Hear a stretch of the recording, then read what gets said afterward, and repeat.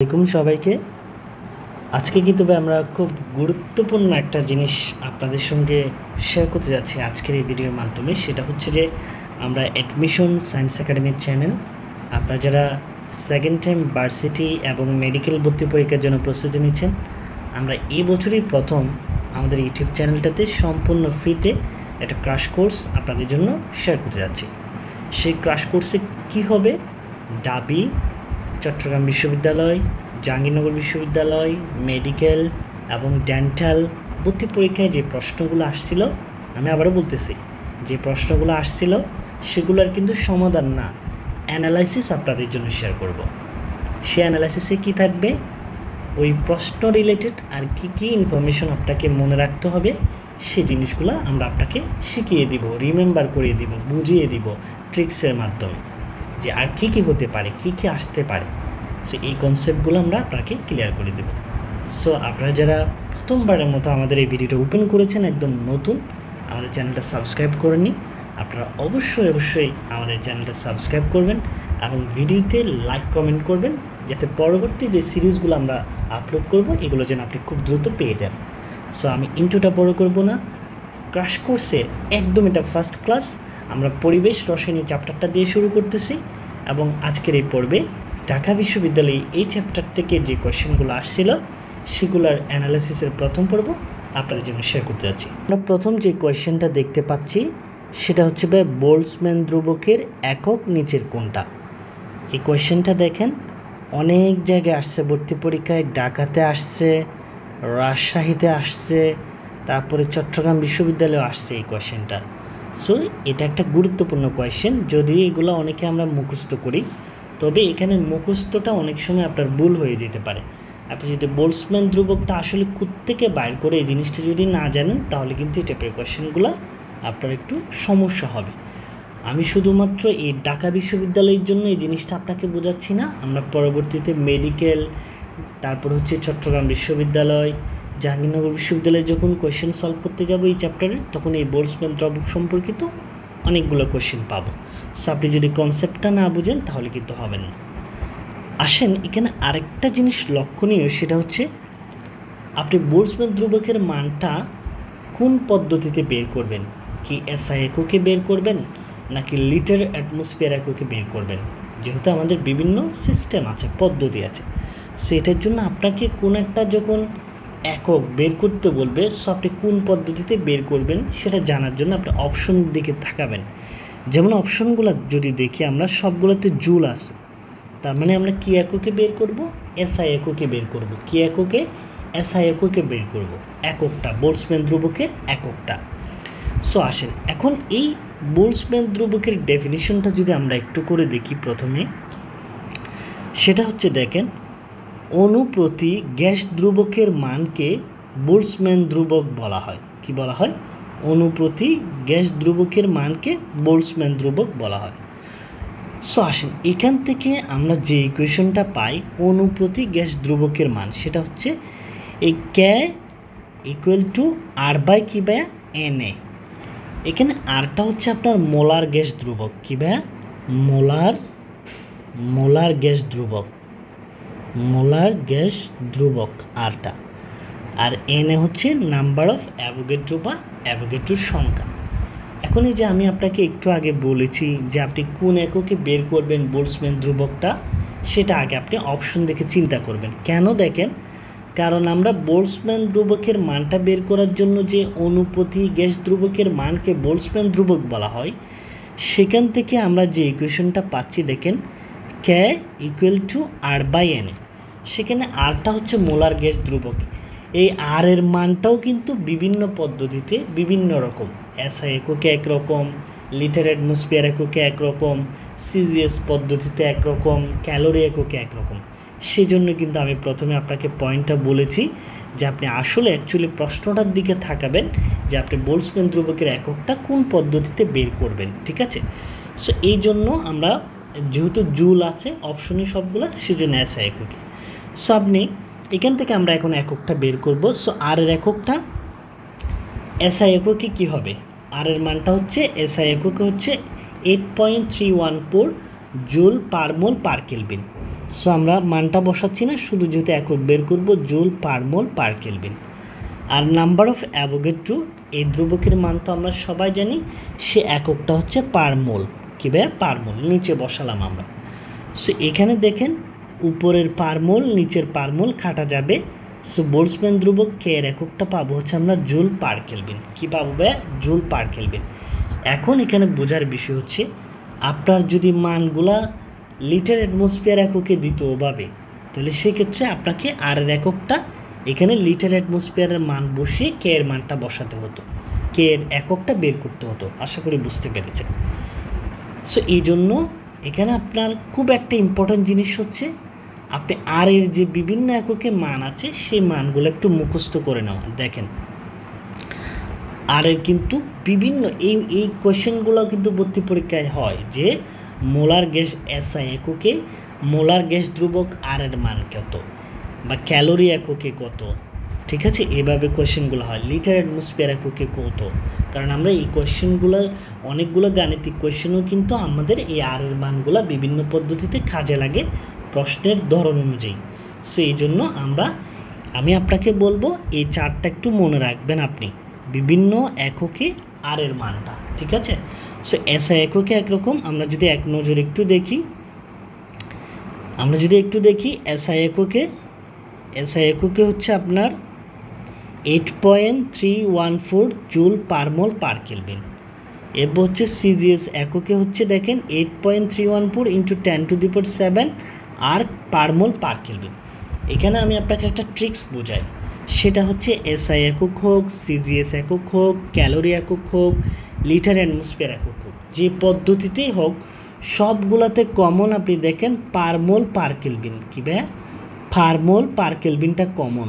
দেখেন এককের মানটা মুখস্থ করার জন্য শুধু যখন এসআই একক হবে তখন পার মোল পার কেলভিনের আগে জুলটা বসায় দিবেন, যখন সিজিএস একক হবে তখন আরটা বসায় দিবেন, যখন ক্যালোরি একক হবে তখন ক্যালোরিটা বসায় দিবেন, যখন লিটার অ্যাটমসফিয়ার হবে তখন লিটার অ্যাটমসফিয়ারটা বসায় দিবেন। আপনি আমার বিষয়টা ধরতে পারছেন কি না আমি বুঝতে পারতেছি না। যদি বুঝতে পারেন তাহলে ভাইয়াকে কমেন্ট করে জানান যে আপনি জিনিসগুলো বুঝতে পারতেছেন। আর যদি সমস্যা হয় তাহলে ভিডিওটা স্কিপ করে আবার প্রথম থেকে দেখবেন, আশা করি বুঝতে পারবেন। আমি আপনাকে বুঝে যাচ্ছি এসআই একক, সিজিএস একক, ক্যালোরি একক, যে এককই হোক না কেন এককে কিন্তু সবগুলোতে পার মোল পার কেলভিনটা কমন। শুধু কোন পদ্ধতির উপর ডিপেন্ড করে আপনি এককটা বসাবেন। এসআই হলে জুল, সিজিএস হলে আর্ক, তারপরে ক্যালোরি হলে ক্যালোরি বসাবেন, লিটার অ্যাটমসফিয়ার হলে লিটার অ্যাটমসফিয়ার। আশা করি বুঝতে পেরেছেন। তবে এখানে দেখেন এই দুটা জিনিস কিন্তু একই। দেখেন এসআই একক এবং সিজিএস একক পার্থক্যটা হচ্ছে শুধুমাত্র সিজিএস এককে একটা 10⁷ বসতেছে আর পার মোল পার কেলভিন। একটু কম্পেয়ার করে পড়বেন। দেখেন এখানেও 8.314, এখানেও 8.314। এসআই একক এবং সিজিএস এককের পার্থক্য হচ্ছে একটা 10⁷ বাড়তেছে।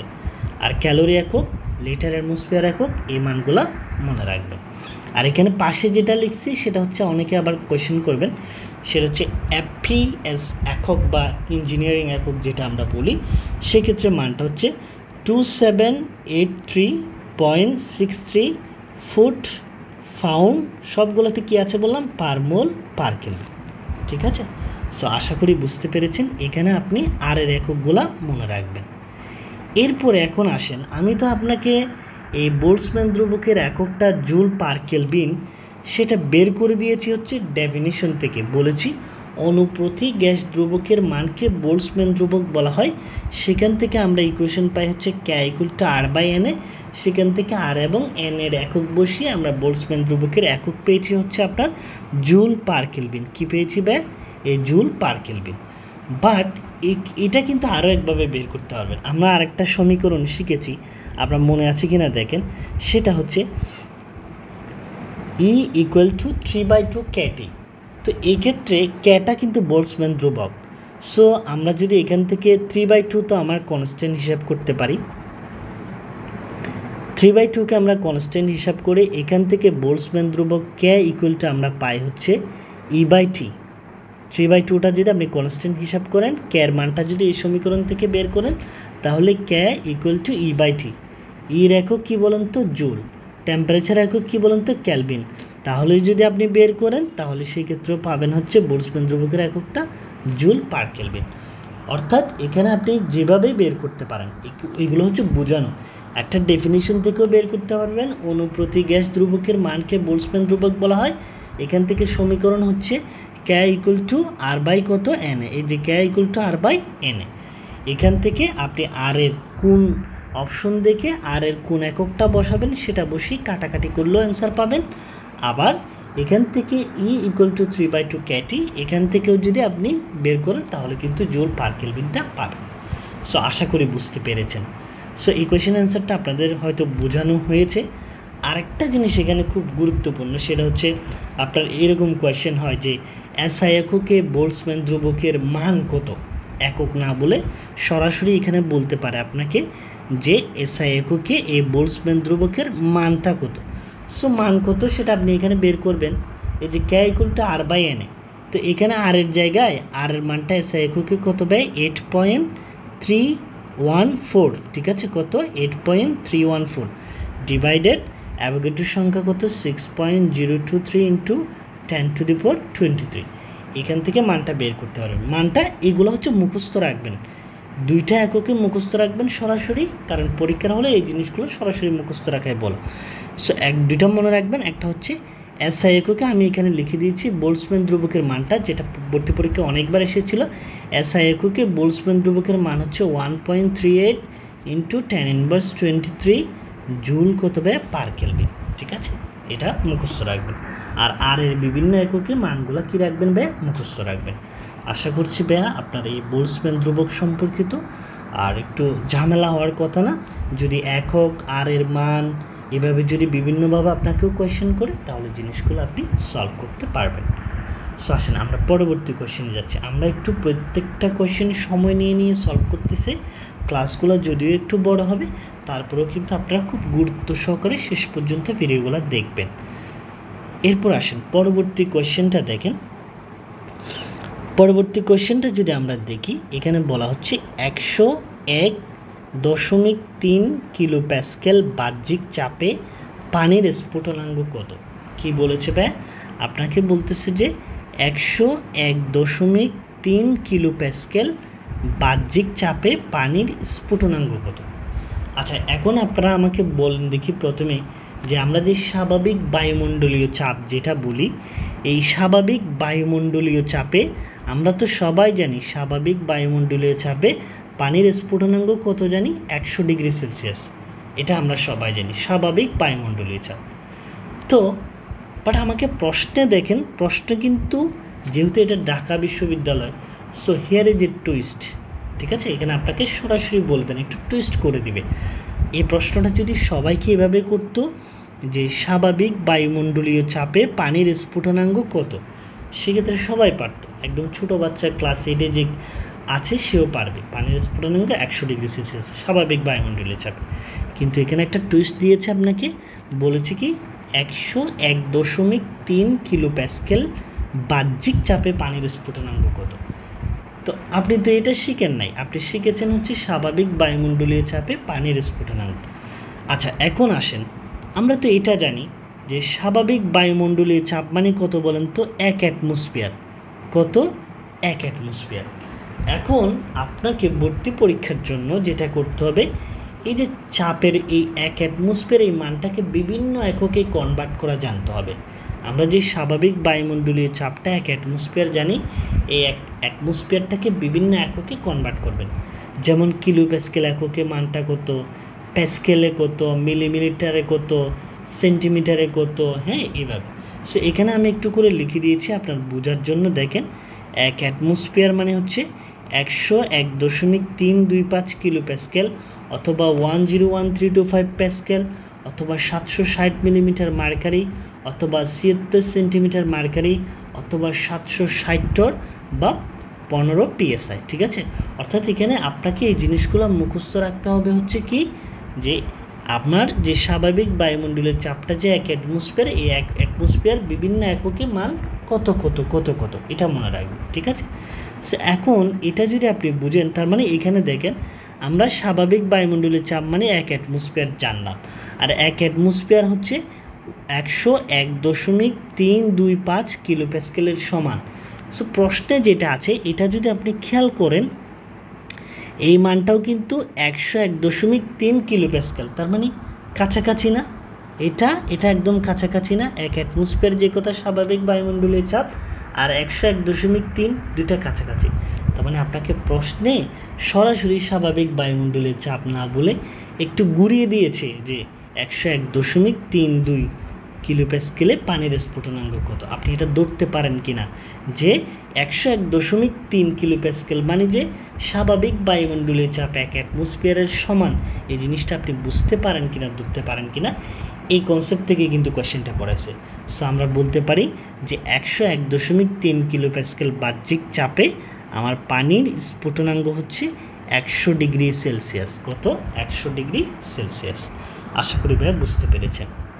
ওকে, আসেন আমরা পরবর্তী কোয়েশ্চেনে যাচ্ছি। পরবর্তী কোয়েশ্চেনে বলা হচ্ছে যে নিচের কোন অবস্থাকে এসটিপি বলা হয়? কি বলা হয়? নিচের কোন অবস্থাকে এসটিপি বলা হয়? এখন এই জিনিসটা একটু বোঝাবো, কারণ আমি এখানে যদি আপনাকে বুঝিয়ে ফেলি তাহলে আমার পরবর্তী যে প্রশ্ন ব্যাংকগুলো নিয়ে আমি কাজ করব সেক্ষেত্রে আমার জন্য সুবিধা হবে। এখানে মনে রাখবেন আমাদের 3টা সিচুয়েশন আছে। একটা হচ্ছে এসটিপি, আর একটা হচ্ছে এসএটিপি, এসটিপি, তারপরে হচ্ছে আপনার এনটিপি, তারপরে হচ্ছে এসএটিপি। কি? এসটিপি, এনটিপি, তারপরে হচ্ছে এসএটিপি। এখন আসেন এসটিপি মানে কি, এটা অ্যাব্রিভিয়েশনগুলো তো আমরা জানি। Standard temperature pressure, normal temperature and pressure, আর এটা কি standard ambient temperature and pressure. STP মানে হচ্ছে আমরা যেটাকে বলি হচ্ছে প্রমাণ তাপমাত্রা। কি বলি? প্রমাণ তাপমাত্রা। আর এনটিপি যেটা নর্মাল বা স্বাভাবিক তাপমাত্রা যেটা বলি। আর এসএটিপি অ্যাম্বিয়েন্ট যেটা, সেটা হচ্ছে কক্ষ তাপমাত্রা। কি তাপমাত্রা? কক্ষ তাপমাত্রা।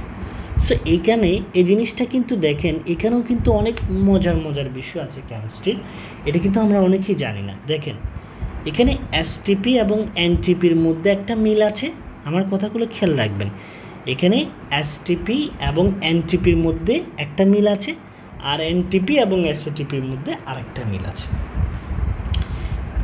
এই যে এসটিপি আমাদেরকে, এই জিনিসগুলো আমাদের কোথায় লাগে আমরা এগুলো একটু দেখি। আমাদের অনেকগুলো গাণিতিক কোয়েশ্চেন থাকে যেখানে আমাকে টেম্পারেচারের মান, প্রেশারের মান, ভলিউমের মান সরাসরি উল্লেখ না করে কোয়েশ্চেনে আমাকে বলে দেয় যে প্রমাণ তাপমাত্রা ও চাপ, অথবা কক্ষ তাপমাত্রা ও চাপে, এভাবে বলে দেয়।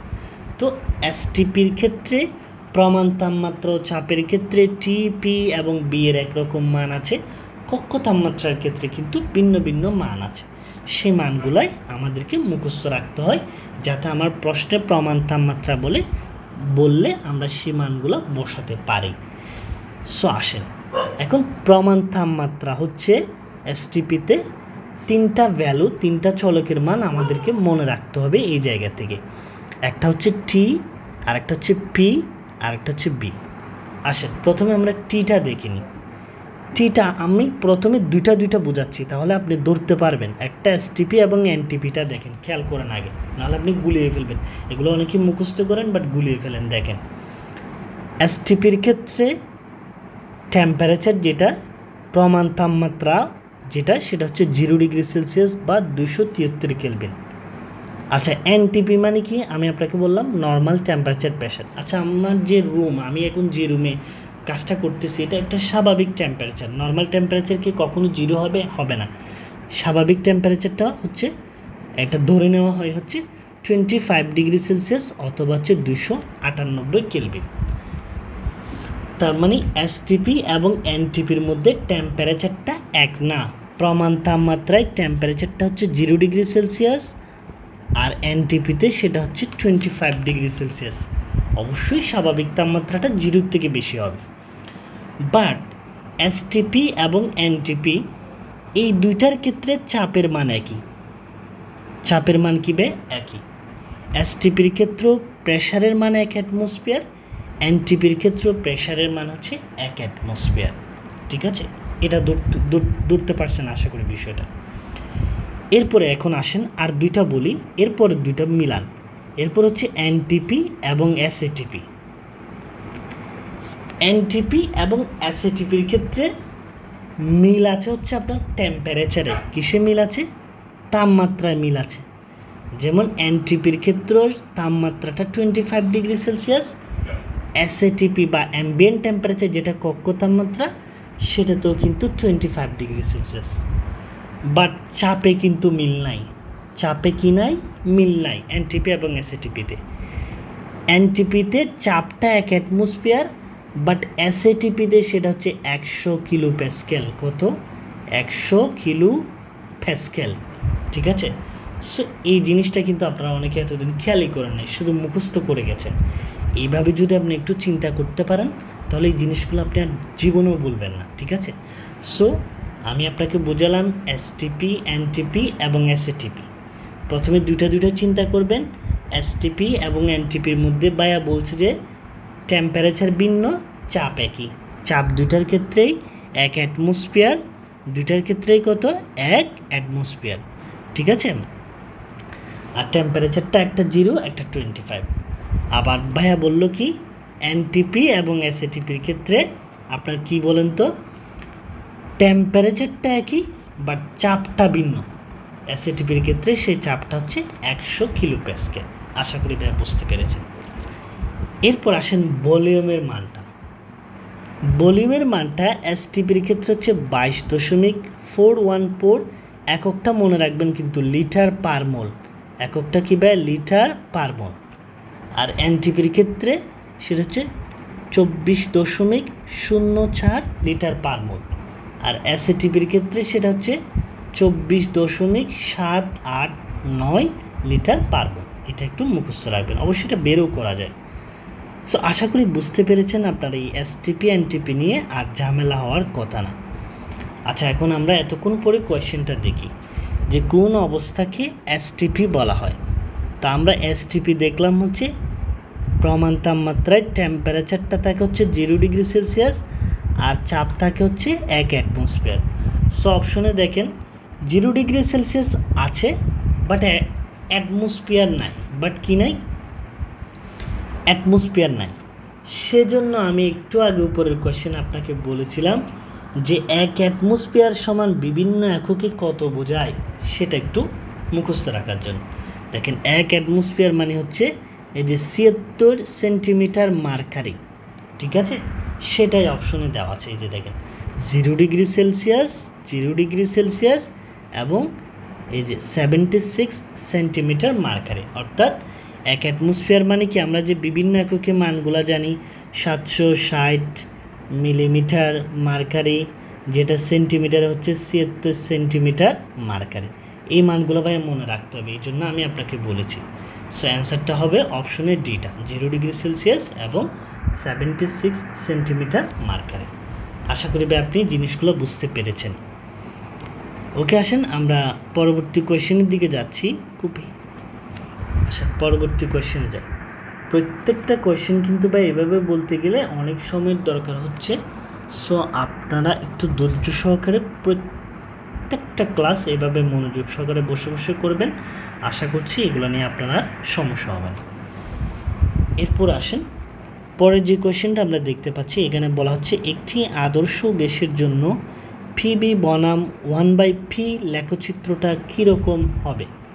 ঠিক আছে? পিবি বনাম পি 1/p লেখচিত্রটা কীরকম হবে। এখানে আসেন কোয়েশ্চেনটা আসছে হচ্ছে মূলত বয়েলের সূত্র থেকে। ঠিক আছে?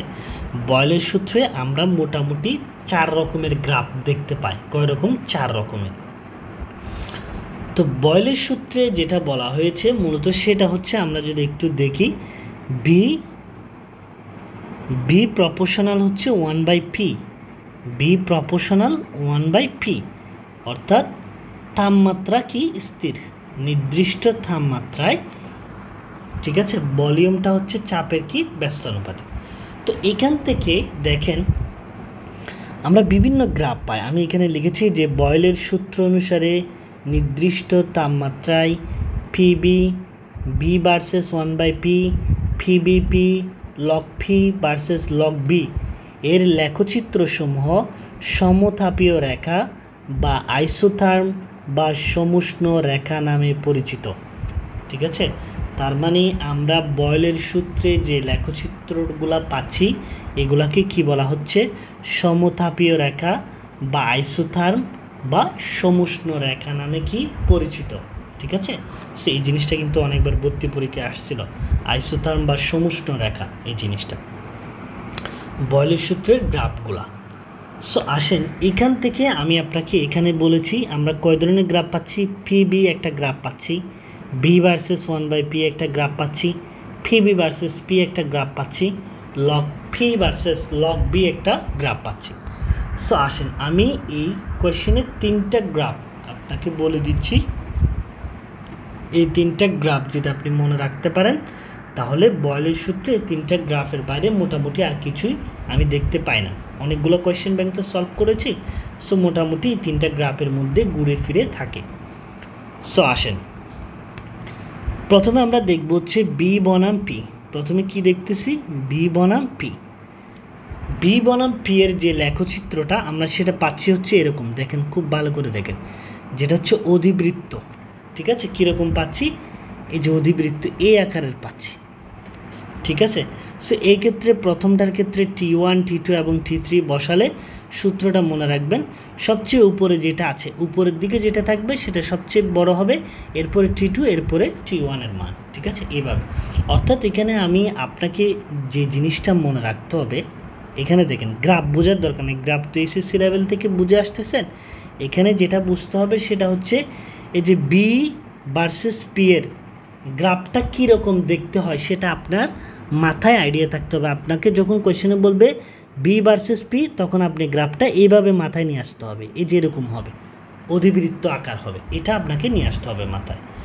এরপরে হচ্ছে আপনি যদি এই গ্রাফের মানগুলোকে T1 T2 T3 দিয়ে সাজান তো মনে রাখবেন সবচেয়ে উপরে যেটা ধরবেন T3 ধরেন সেটা T1ও ধরতে পারেন, সেটা সবচেয়ে উপরের মানটা বেশি হবে, পরেরটা এইভাবে হবে। এটা হচ্ছে বোঝার বিষয়।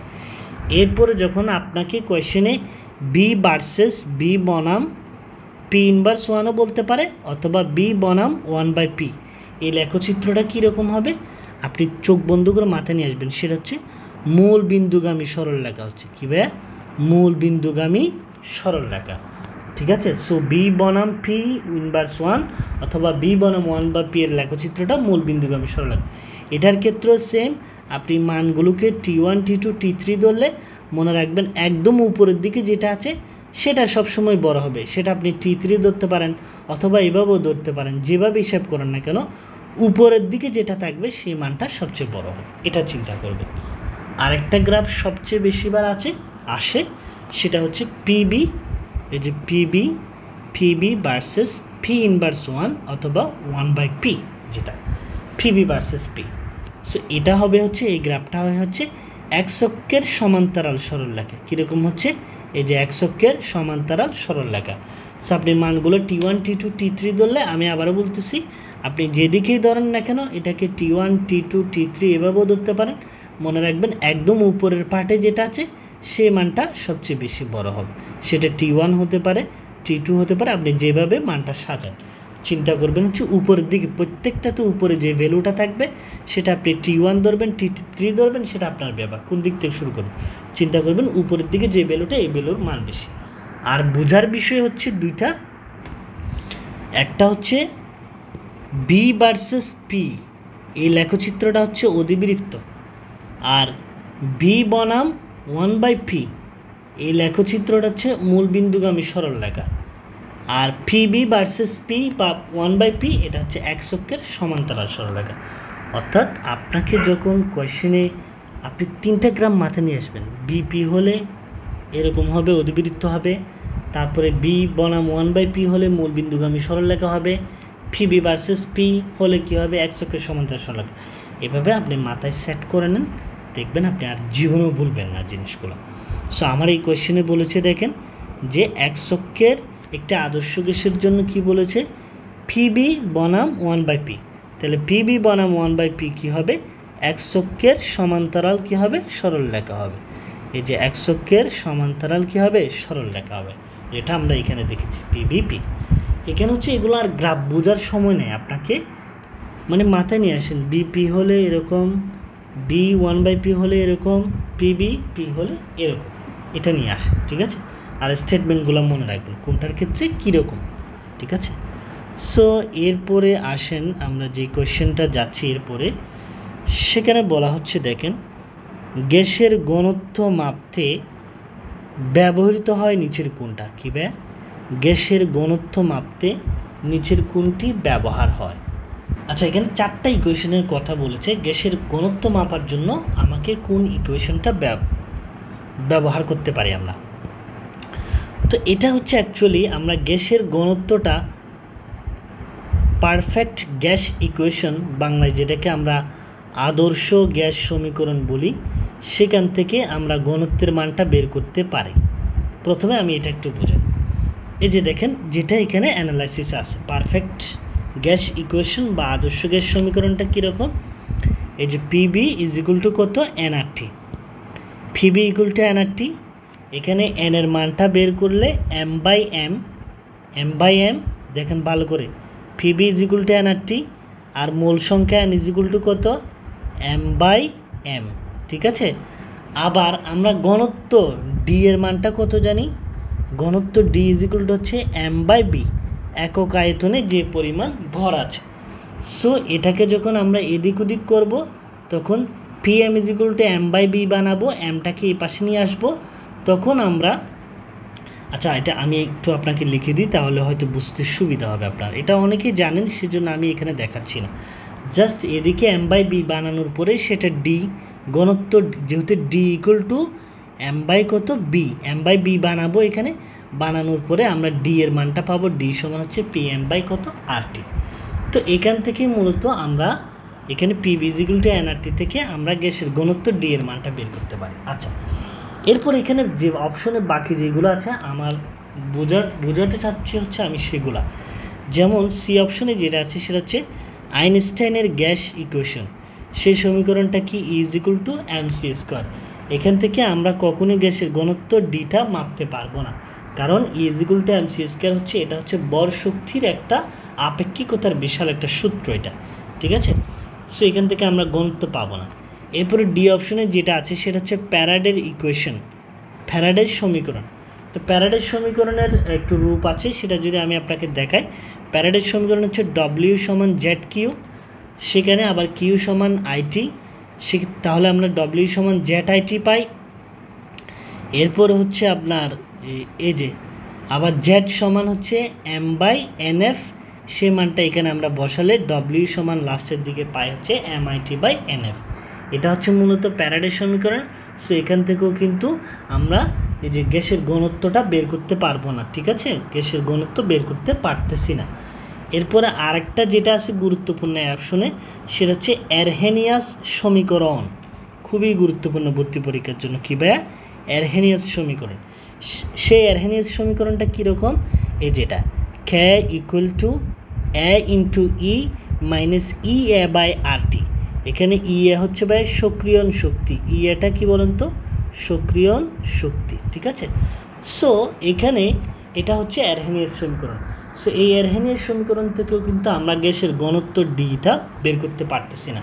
তবে এখানে একটা জিনিস আমি আপনাকে মনে করিয়ে দিব, সেটা হচ্ছে সক্রিয়ণ শক্তিটা হচ্ছে বিক্রিয়ার হার বা গতির ব্যস্তানুপাতিক, অর্থাৎ মনে রাখবেন সক্রিয়ণ শক্তি যদি বেশি হয় বিক্রিয়ার হার বা গতি কমে যাবে, যেহেতু কী ভাবে ব্যস্তানুপাতিক। এটা যদি কম হয় এটা কি হবে, বেশি হবে, এটা মনে রাখবেন। এটা অনেকবার ভর্তি পরীক্ষায় এই স্টেটমেন্টটা আপনি কাজে লাগাতে পারবেন। সো আমরা মূলত আমি আপনাকে বুঝাতে চাচ্ছি যে আমরা গ্যাসের ঘনত্ব ডি এর মানটা একমাত্র বের করতে পারবো হচ্ছে পারফেক্ট গ্যাস ইকুয়েশন বা আদর্শ গ্যাস সমীকরণ থেকে। সো আশা করি বুঝতে পেরেছেন। আর বাকিগুলার ইকুয়েশনগুলো আমি জাস্ট আপনাকে একটু করে মনে করিয়ে দিলাম, যেহেতু এই টপিকে এটা আমার কাজে লাগবে। আমরা পরবর্তীতে আরও সক্রিয়ণ শক্তি বা আর্হেনিয়াস সমীকরণ নিয়ে আরও অনেক কোয়েশ্চেন পাবো, সেখানে আমরা আরও অনেক কথা বলবো, ঠিক আছে। এবং এই যে ডব্লিউ সমান জেড কিউ প্যারাডের ইকুয়েশন নিয়ে আরও অনেক অঙ্ক করব।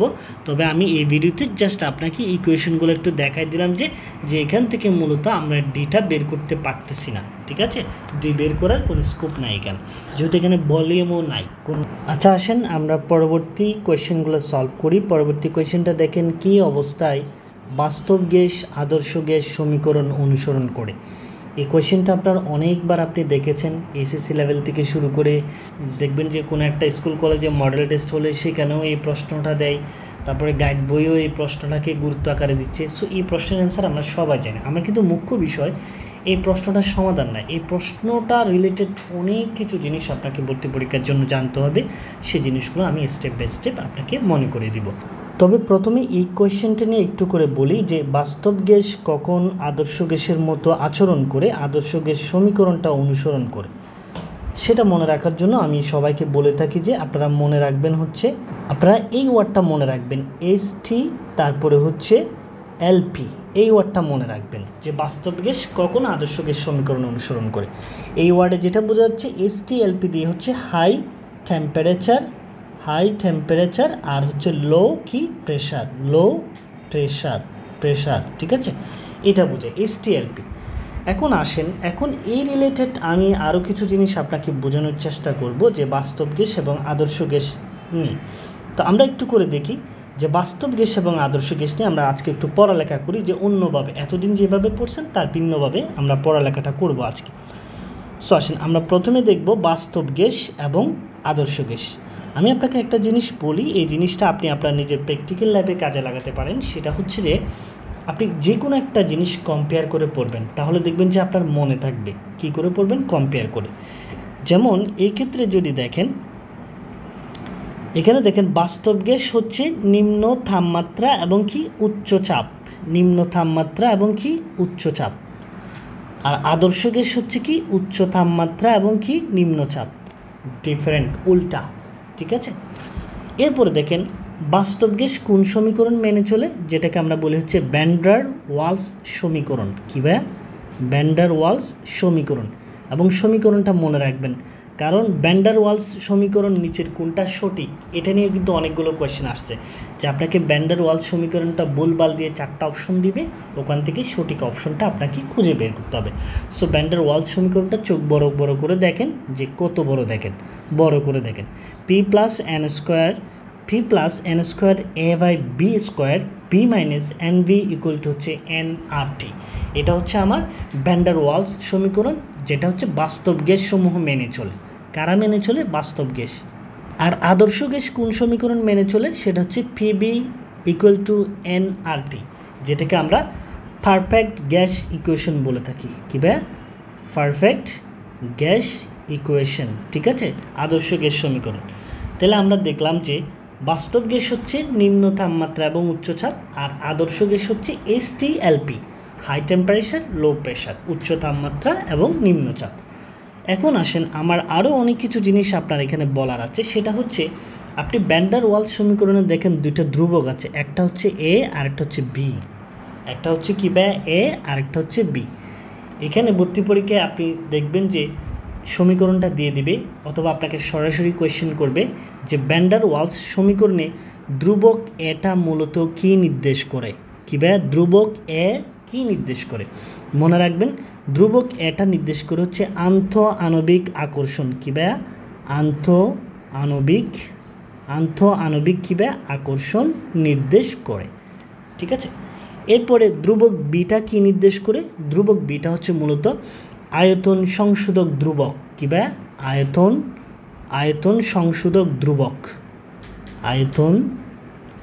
সংশোধক ধ্রুবক, এটা মনে রাখবেন, ঠিক আছে? তাহলে আমরা ভ্যান ডার ওয়ালস সমীকরণে দুইটা ভ্যান ডার ওয়ালস ধ্রুবক পাচ্ছি, একটা হচ্ছে এ আর একটা হচ্ছে বি। এ দিয়ে নির্দেশ করে হচ্ছে আপনার আন্তঃআণবিক আকর্ষণ, আর বি দিয়ে নির্দেশ করে হচ্ছে আয়তন সংশোধক ধ্রুবক। এই জিনিসগুলো ভর্তি পরীক্ষা যে কতবার আসছে আমি আপনাকে বলে বোঝাতে পারবো না। এরপর আরেকটা জিনিস ভর্তি পরীক্ষায় বারবার আসে, সেটা হচ্ছে এই ভ্যান ডার ওয়ালস সমীকরণে যে ধ্রুবক এটা আছে, এই এর একক কোনটা? এর একক কোনটা? এর একক কত? আমরা একটু জায়গা কোথায় আছে দেখি, জায়গা কোথাও নাই, একটু স্পেস করে নিচ্ছি। এ এর একক, ধ্রুবক এ এর একক কোনটা? সো আসেন, ধ্রুবক এ এর একক হচ্ছে এ এবং বি, দুইটা ধ্রুবক আছে যে ভ্যান ডার ওয়ালস ধ্রুবক, একটা হচ্ছে এ আর একটা হচ্ছে কি বি। এর একক মনে রাখবেন হচ্ছে atmosphere litre square mole inverse 2, এটা হচ্ছে এর একক। আর বি এর একক হচ্ছে আপনার লিটার মোল ইনভার্স 1। একটু দেখেন ভালো করে, এই জিনিসটা কিন্তু ভর্তি পরীক্ষার জন্য খুবই গুরুত্বপূর্ণ। ধ্রুবক এর একক কী ব্যয়? Atmosphere litre square mole inverse 2, এটা হচ্ছে ধ্রুবক এ এর একক, যেটা দিয়ে আমরা ধ্রুবক এ দিয়ে কী বোঝাই? আন্তঃ আণবিক আকর্ষণ বোঝায়। কি বোঝায়? আন্তঃ আণবিক আকর্ষণ নির্দেশ করে এ দিয়ে। ঠিক আছে, বারবার বলতেছি কারণ যেন এগুলো আপনার মাথায় একটা সেট হয়ে যায়। আর বিটা কি নির্দেশ করে? আয়তন সংশোধক কী ব্যয়? ধ্রুবক।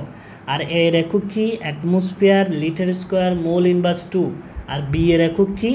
লিটার পার মোল। লিটার কি ব্যয়? পার মোল। ঠিক আছে, আশা করি ব্যয় বুঝতে পেরেছেন। এই জিনিসগুলো ভর্তি পরীক্ষার জন্য আপনাকে অবশ্যই মাথায় রাখতে হবে।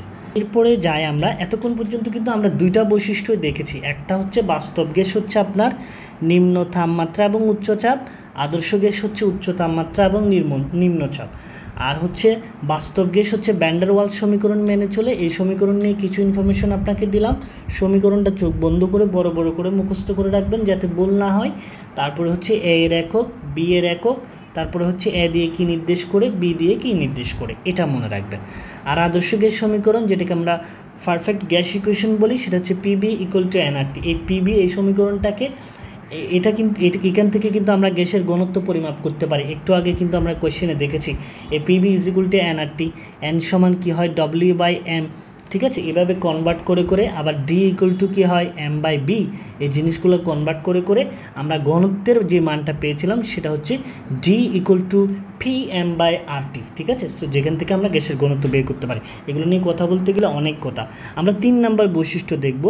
3 নম্বর বৈশিষ্ট্যতে বলা হচ্ছে যে বাস্তব গ্যাসের অণুসমূহের মধ্যে আকর্ষণ বা বিকর্ষণ বল থাকে। কী ব্যা? আকর্ষণ বা বিকর্ষণ বল থাকে। ভালো করে খেয়াল করেন, বাস্তব গ্যাসের অণুসমূহের মধ্যে কি থাকে? আকর্ষণ বিকর্ষণ বল থাকে। বাট আদর্শ গ্যাসের অণুসমূহের মধ্যে কোনো আকর্ষণ বা বিকর্ষণ বল থাকে না। জিনিসগুলো মনে রাখবেন। এরপরে 4 নাম্বার যে বৈশিষ্ট্যটা, এটা অলরেডি গত বছর, এই বছরই আপনারা যারা এই বছর ভিডিও দেখতেছেন, এই বছরে কিন্তু মেডিকেল ভর্তি পরীক্ষায় চলে আসছে 24-25 সেশনে। সেটা হচ্ছে দেখেন, এই যে 4 নম্বর বৈশিষ্ট্য থেকে কোয়েশ্চেনটা আসছে, সেটা হচ্ছে বাস্তব গ্যাসের ক্ষেত্রে অভ্যন্তরীণ শক্তিটা গ্যাসের আয়তনের উপর নির্ভর করে। ভালো করে দেখেন, বাস্তব গ্যাসের ক্ষেত্রে গ্যাসের অভ্যন্তরীণ শক্তি যেটা, এটা হচ্ছে আয়তনের উপর ডিপেন্ড করে। একটু বেশি গ্যাঞ্জাম হয়ে যাচ্ছে, আমি একটু মুছে দিই, অনেক কথা। ঠিক আছে, অভ্যন্তরীণ শক্তিটা গ্যাসের আয়তনের উপর কী করে? নির্ভর করে। আদর্শ গ্যাসের ক্ষেত্রে কী হয়? গ্যাসের অভ্যন্তরীণ শক্তি আয়তনের উপর নির্ভরশীল নয়। সেজন্য আমরা একটা মান পাই যেটা হচ্ছে DE by DV whole T equal to 0। এই ইকুয়েশনটা কিন্তু ভর্তি পরীক্ষায় অলরেডি চলে আসছে, যে মেডিকেল ভর্তি পরীক্ষায়, যে অভ্যন্তরীণ শক্তি আয়তনের উপর নির্ভরশীল নয়, সেজন্য এটা ইকুয়াল টু কত হয়? 0 হয় আদর্শ গ্যাসের ক্ষেত্রে। এই জিনিসটা কিন্তু অলরেডি ভর্তি পরীক্ষায় চলে আসছে। সো এই জিনিসগুলো একটু মনে রাখবেন। এখানে অনেক কথা আমরা পরবর্তীতে যখন চট্টগ্রাম বিশ্ববিদ্যালয়, রাজশাহী বিশ্ববিদ্যালয় এবং পাশাপাশি মেডিকেলের প্রশ্ন সলভ করতে যাব, তখনও বারবার আমরা এই জিনিসগুলো নিয়ে নতুন ইনফরমেশন নিয়ে কথা বলবো। সো আমাদের সঙ্গেই থাকবেন। সো আশা করছি এই কোয়েশ্চেনের এটুকুই অ্যানালাইসিস আজকের এই ক্লাসে আমি আপনাকে দিচ্ছি, কারণ ক্লাসগুলো অনেক বেশি বড় হয়ে যাচ্ছে। আপনারা এতক্ষণ পর্যন্ত ধৈর্য নিয়ে একটু মনোযোগ সহকারে বসে ভিডিওগুলো দেখবেন, কারণ আপনি বাসায় বসে যেভাবে স্টাডি করবেন ঠিক ওরকম একটা স্টাডি কিন্তু বাইরে এই ক্লাসগুলোর মাধ্যমে আপনি পেয়ে যাবেন। সো আসেন এরপরের কোয়েশ্চেনটা দেখেন, এটা আরও মজার একটা কোয়েশ্চেন। এই কোয়েশ্চেনটা পরের কোয়েশ্চেনে যেটা বলা হচ্ছে সেটা দেখেন, আদর্শ গ্যাস সম্পর্কিত এই কোয়েশ্চেনটা, যে আদর্শ গ্যাস আচরণ থেকে বিচ্যুতির ক্রম নিচের কোনটা? আদর্শ গ্যাস আচরণ থেকে বিচ্যুতি, আদর্শ গ্যাসের আচরণ থেকে বিচ্যুতির ক্রম নিচের কোনটা? আপনাকে ভিন্ন ক্রম দেওয়া আছে। এখানে একটা জিনিস মনে রাখবেন, আণবিক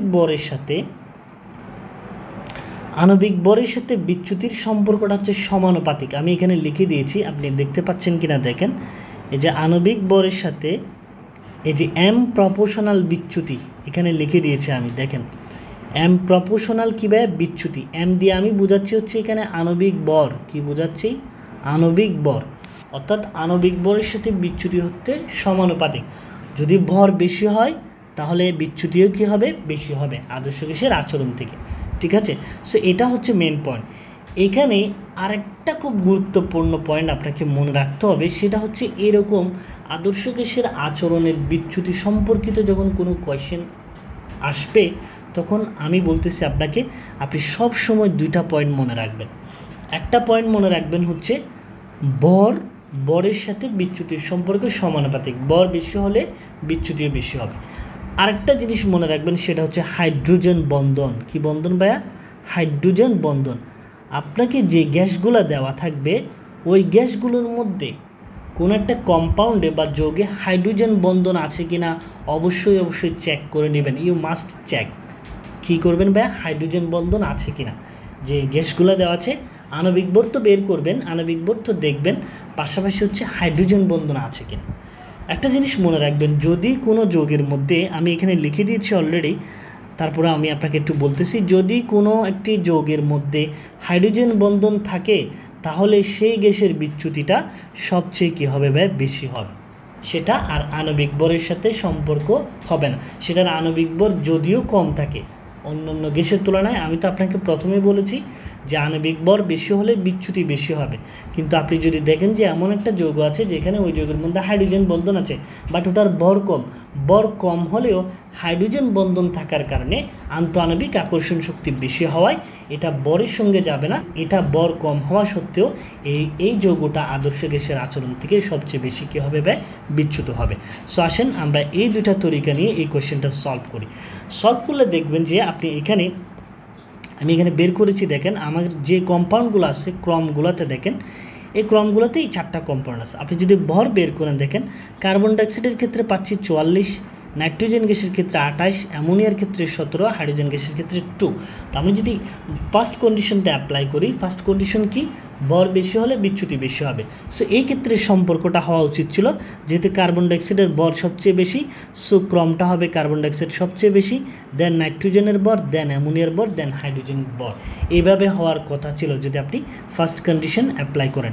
বাট আপনি অপশনগুলো যখন দেখবেন, অপশনের কোথাও কিন্তু এটা দেওয়া নাই, carbon dioxide, nitrogen, ammonia, hydrogen, এই সিরিজটা কিন্তু কোথাও নাই। আপনি ভালো করে খেয়াল করেন, এই সিরিজটা কোথাও দেয় নাই। দেখেন কার্বন ডাইঅক্সাইড, নাইট্রোজেন, এই সিরিজটা কোথাও নাই।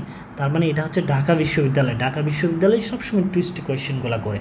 সো তার মানে এটা যদি সঠিক হতো, আপনি যদি একটা ফ্যাক্ট দিয়ে যদি চেক করে অ্যান্সার পেতেন তাহলে কিন্তু এটা অপশনে তো দেয় নাই, তাহলে বেঁচে গেছেন। যদি অপশনে দিত, আবার অনেক স্টুডেন্ট আছে যারা কিন্তু এটাকেই দাগিয়ে দিতেন অপশন দেওয়া থাকলে, বাট এটা অ্যান্সার হবে না। কারণ কেন জানেন?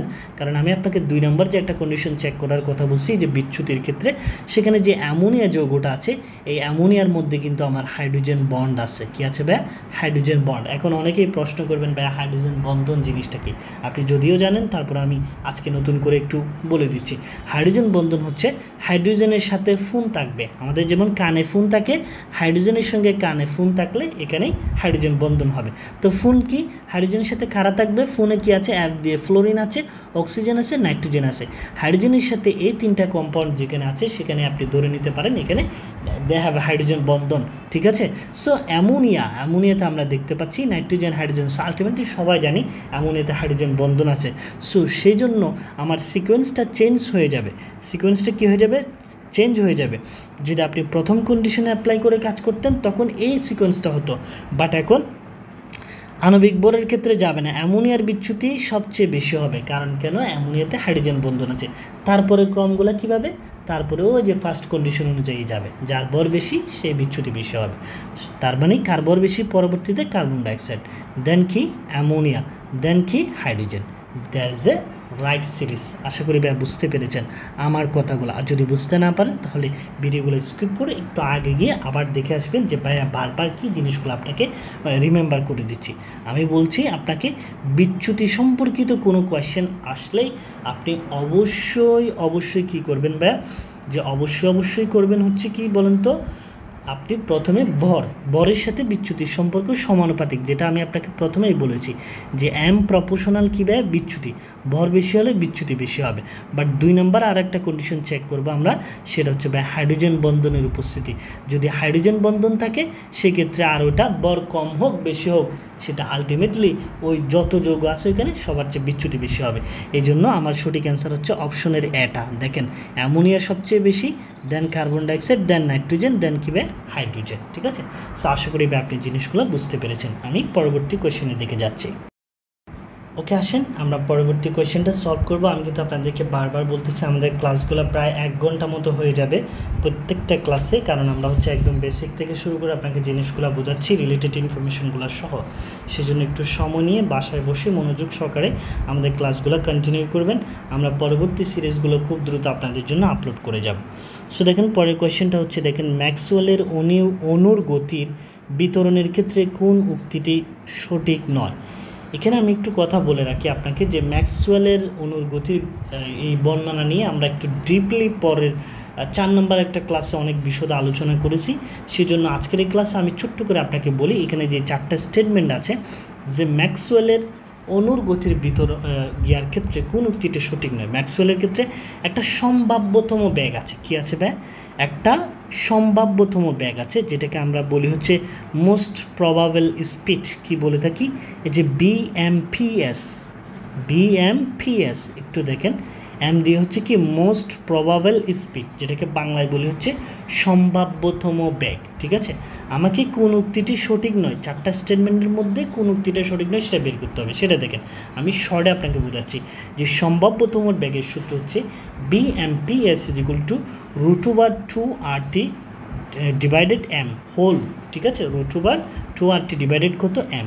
তো এখানে আপনি যেটা দেখতে পাচ্ছেন সেটা হচ্ছে যে এখানে যদি আমরা ব্যাগের সাথে একটা সম্পর্ক নির্ণয় করি, তাপমাত্রা, এই যে ব্যাগের সাথে এখানে যে √2RT/m আছে, টি এর সঙ্গে একটা সম্পর্ক নির্দেশ করি, তাহলে আমরা জিনিসটা এমটাকেও ধ্রুব ধরতেছি, 2R তো ধ্রুব। ঠিক আছে, সো আমরা সম্পর্কটা পাবো হচ্ছে, ভালো করে খেয়াল করেন, বি প্রপোর্শনাল √T পাবো।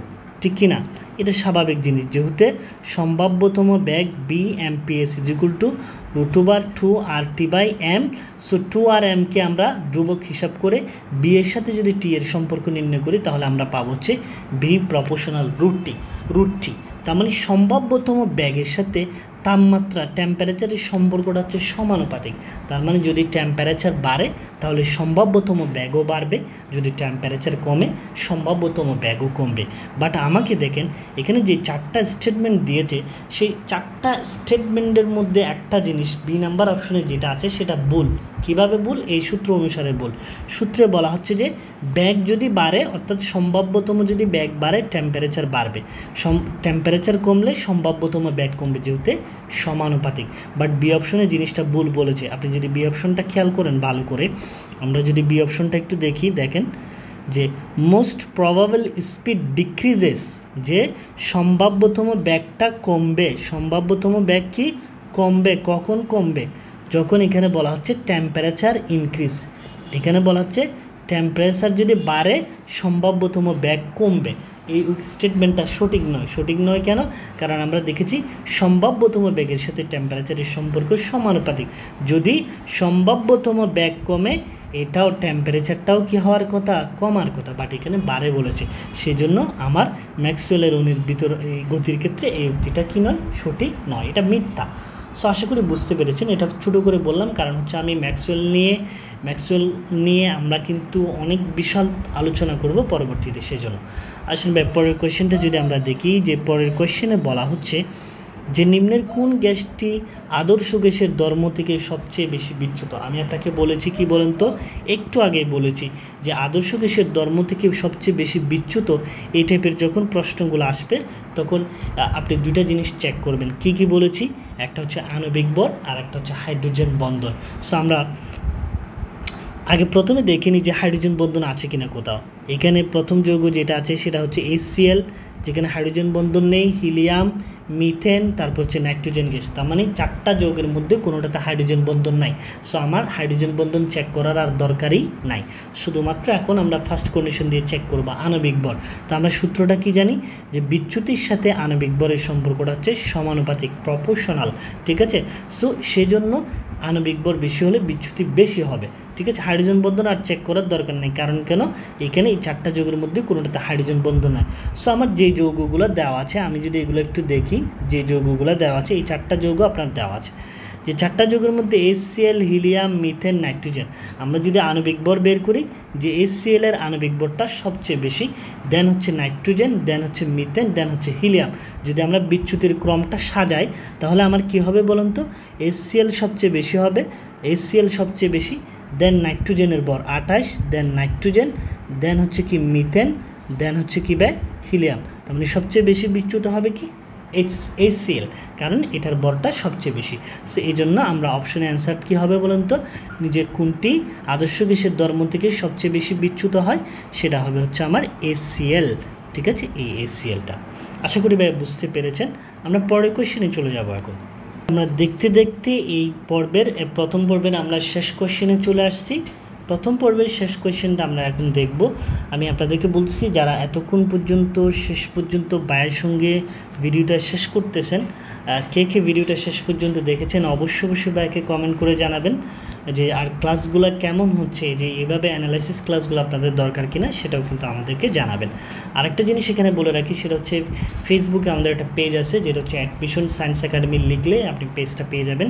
অবশ্যই আমাদের এই ফেসবুক পেজটা ফলো করে রাখবেন, কারণ আমরা কিন্তু ফেসবুক পেজও সবসময় ভর্তি পরীক্ষা রিলেটেড যে কোনো গুরুত্বপূর্ণ ইনফরমেশন আপডেট দিয়ে থাকি, পাশাপাশি বাইরের ক্লাসগুলো তো পাবেনই। সো আসেন শেষ কোয়েশ্চেন আমরা দেখি কি হয়, যে কোন তাপমাত্রায় পানির ঘনত্ব সর্বোচ্চ, কোন তাপমাত্রায় পানির ঘনত্ব কী সর্বোচ্চ। এটা হচ্ছে মনে রাখবেন 4 ডিগ্রি সেলসিয়াস তাপমাত্রা। কততে 4 ডিগ্রি, 4 ডিগ্রি সেলসিয়াস তাপমাত্রায় পানির ঘনত্ব হচ্ছে সবচেয়ে বেশি। কত ডিগ্রি, 4 ডিগ্রি সেলসিয়াস তাপমাত্রা। সো 4 ডিগ্রি সেলসিয়াসকে যখন আপনি কেলভিনে প্রকাশ করবেন, তখন কি হয়ে যাবে, 277 কেলভিন। অর্থাৎ মনে রাখবেন কোন তাপমাত্রায় পানির ঘনত্ব সবচেয়ে বেশি, সেটা হচ্ছে 4 ডিগ্রি সেলসিয়াস। যদি অপশনে কেলভিন থাকে তাহলে হচ্ছে 277 কেলভিন। সো দেখেন অপশনে কিন্তু সেলসিয়াস দেয় না, আপনাকে কেলভিন আকারে দিয়েছে, সেই জন্য আমার অ্যান্সারটা হবে কি 277 কেলভিন। এগুলো একদম বেসিক কোয়েশ্চেন। তবে আমি এই কোয়েশ্চেনের সাথে আপনাকে প্রত্যেকটা কোয়েশ্চেনে তো ইনফরমেশন বলে আসছি, এটাতে না বললে কেমন হয়। সো এটা নিয়ে একটা কথা বলি, সেটা হচ্ছে পরম শূন্য তাপমাত্রা। কোন তাপমাত্রায় গ্যাসের আয়তন শূন্য হয়ে যায়। সো এটার অ্যান্সারটা হচ্ছে কি 0 কেলভিন, কি 0 কেলভিন, অথবা -273.15 ডিগ্রি সেলসিয়াস, যেটাকে ফারেনহাইটে নিয়ে গেলে হচ্ছে -459.4 ডিগ্রি ফারেনহাইট, ঠিক আছে। এই যে গ্যাসের আয়তন শূন্য হয়, অথবা পরম শূন্য তাপমাত্রা কোনটা, এই জিনিসটা ক্যালভিন এককেও মনে রাখবেন, সেলসিয়াসও মনে রাখবেন, ফারেনহাইটও মনে রাখবেন, ঠিক আছে। সো কারণ এই জিনিসগুলো আপনি অনেক জায়গায় দেখতে পাবেন। আমরা পরবর্তীতে তো আরও অনেকগুলো কোয়েশ্চেন নিয়ে আপনাদের সঙ্গে হাজির হব, প্রশ্ন ব্যাংক নিয়ে। সো এখানেও কিন্তু আমরা বারবার ঘুরে ফিরে এই কোয়েশ্চেনগুলো পাবো, ঠিক আছে। সো আজকে এই পর্যন্তই, অনেক কথা বলে ফেলেছি, ক্লাসটা অনেক বড় হয়ে গেছে। আমি চাই আপনাদেরকে শর্টে ক্লাসগুলো দেওয়ার জন্য, বাট আমার দ্বারা সম্ভব হয় না, কারণ আমি চাই আমার ভিডিওগুলো যারা দেখতেছে তারা যেন ওই কোয়েশ্চেন রিলেটেড যে বেসিক বা ওই কোয়েশ্চেন রিলেটেড আর কী কী হতে পারে সেই জিনিসগুলো যেন সে ধারণা পায়। আমার ভিডিওর মেইন উদ্দেশ্য হচ্ছে সেটাই। সো ভাই আজকে এই পর্যন্তই। পরবর্তী এই সিরিজের পরবর্তী ক্লাস পাওয়ার জন্য অবশ্যই ভিডিওতে একটা লাইক এবং কমেন্ট করে যাবেন।